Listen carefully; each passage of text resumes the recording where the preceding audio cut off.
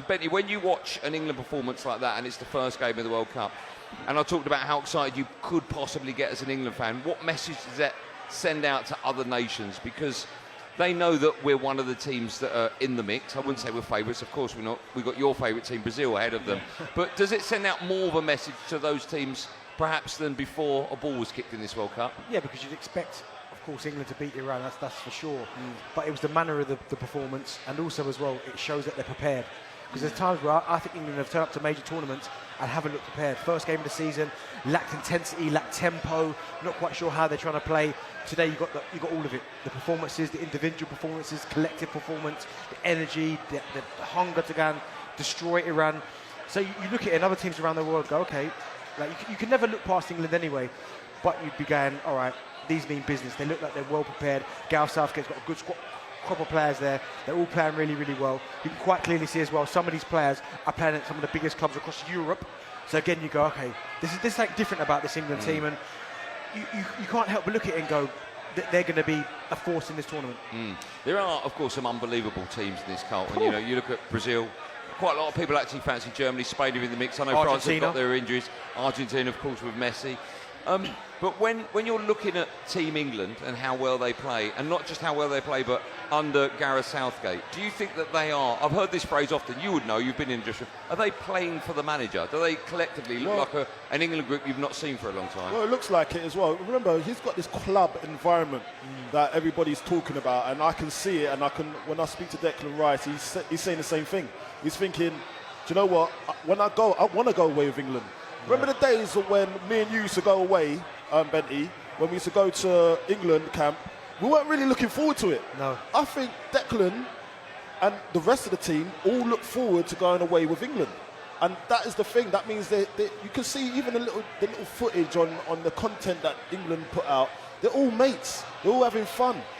Grealish the other day with Deckers. Yeah. He posted it the other day. He's just like, gave him a little kiss on his cheek. Just like little things like that. He plays for Man City. Deckers plays for West Ham. They're all on one ship together, and they really think that they can go and do business here. And I think as soon as they get to a point, when they start to believe that they can actually go all the way, I think that bond will take them where they need to get to. They're just going to get through this part here, the group stage, do that comfortably, then the real work starts in the playoffs.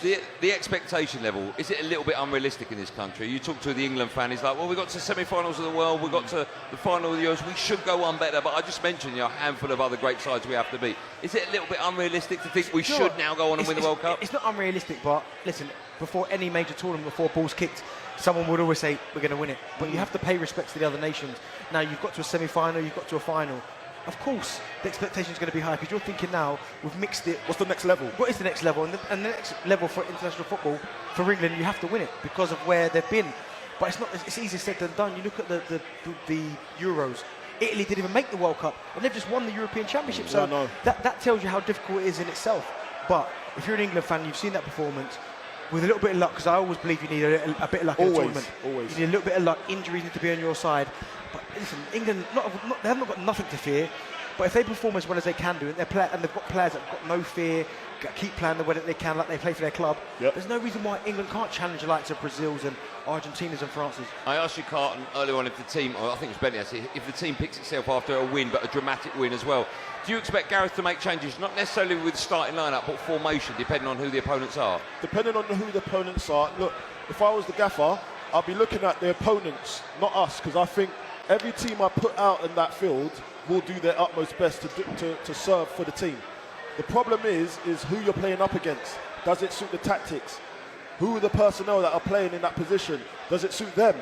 So he's got to manage that team within before they can look out, because when they go and talk to, say they're going to go and play USA now, who's on that USA team that's going to cause problems? You might need to put a player in to stop him or stop them. Or you might think, do you know what, we might not get as easy attacking-wise as what we've done against Iran. Who are you going to put on to go and score goals? Because Harry Kane didn't score today. Harry Kane, there were 6 goals. Harry Kane didn't even score 1. but he played well. That's a good thing, right?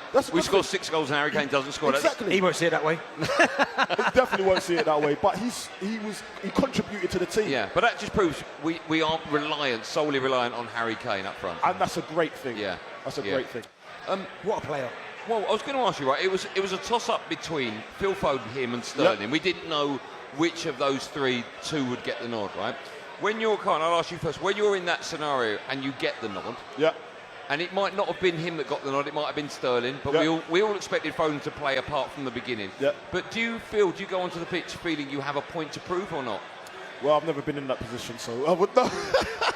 What, no, but honestly, you've always started, or? No, I've never started. Oh, right, fine, okay. So I've always been like, you know. You have, Cole, you're being... I'm just, listen, not for England, I never started for England. Okay. But the thing about Bukayo Saka, he's in great form.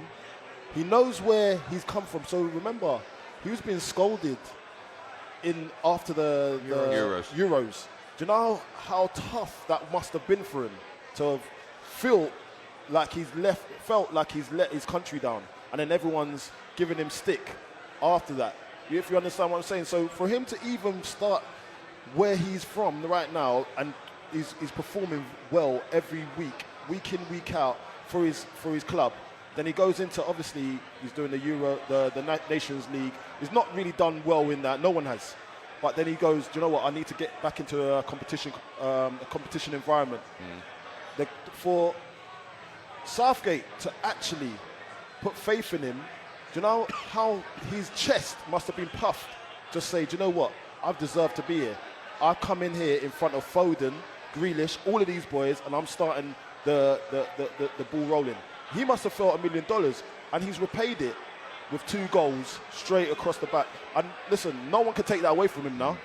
He's proved all his doubters wrong so far, and he's got more to do. Benny, let me ask you, we talked about redemption earlier on. There's always a moment in a player's career when it doesn't go so well, and then all of a sudden you think, is that the turning point? I'll go back to David Beckham getting sent off against Simeone and then scoring the penalty against Argentina. Is that the moment, if there is one, and there needs to be one, and we'll have to ask Saka this, but is that the moment, the nightmare scenario surrounding missing the penalty of the Euros, is today the day that all that in his head may have been forgotten? Not even just him. You've got Rashford came on, he missed the penalty in the final, he came on, scored a goal, and he's had a horrendous last 18 months for Rashford. You've got Sterling, who people criticise for not taking a penalty. He's got a goal today as well in the first game in the World Cup. See a redemption for all of them, but listen, they all stood up, they received a lot of racial abuse, which was awful. But again, one thing I'd have to say is that I never felt like Gareth Southgate lost faith in any of them. No. Maybe Rashford a little bit because of his form and he had other stuff going on. But I always felt like he never lost faith in... You took Saka there for example. He never lost faith in Saka. And Saka this season has come back and been top. Superb for Arsenal. I mean, I've watched him a lot this season. He's been one of Arsenal's best players. Every time he gets the ball, you almost think something's going to happen. He's going to go past someone, he's going to score a goal, he's going to make something. So listen, they all deserve an awful lot of credit, but so does Gareth Southgate, and he's got his tactics spot on today, the team selection spot on, but I said sterner test will come.